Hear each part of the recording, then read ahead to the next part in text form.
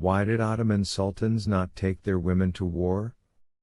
This video takes you deep into the heart of Ottoman history, a world of love, power, and separation.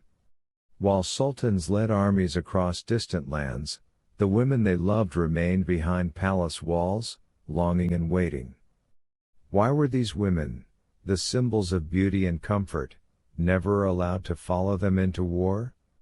The answer reveals both heartbreak and strategy.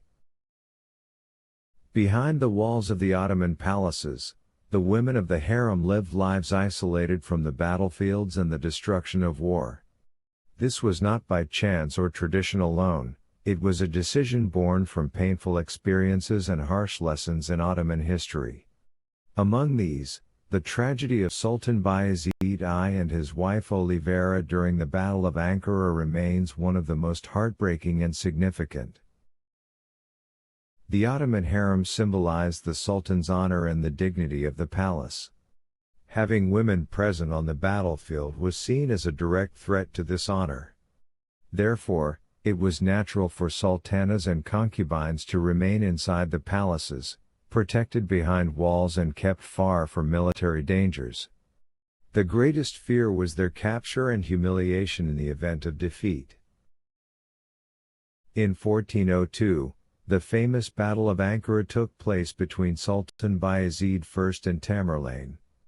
The crushing defeat suffered by the Ottomans was not just a military loss, it became a personal and human disaster for the Sultan's family. Bayezid was captured, and his Christian wife, Olivera, was also taken. She was publicly humiliated, forced to serve Tamerlane nearly naked in his court. Olivera's tragedy was not just a personal incident, it was a wound to the pride of the entire Ottoman state. Her humiliation in front of prisoners and soldiers became a harsh lesson for every sultan who came after Bayezid. Seeing her forced to serve Tamerlane was a psychological blow to the captive sultan, who later died heartbroken and shattered in captivity. This painful experience taught the Ottoman sultans an unforgettable lesson: there was no place for women on the battlefield. From that moment on, no wife or concubine was allowed to accompany the sultan on any military campaign, no matter the circumstances.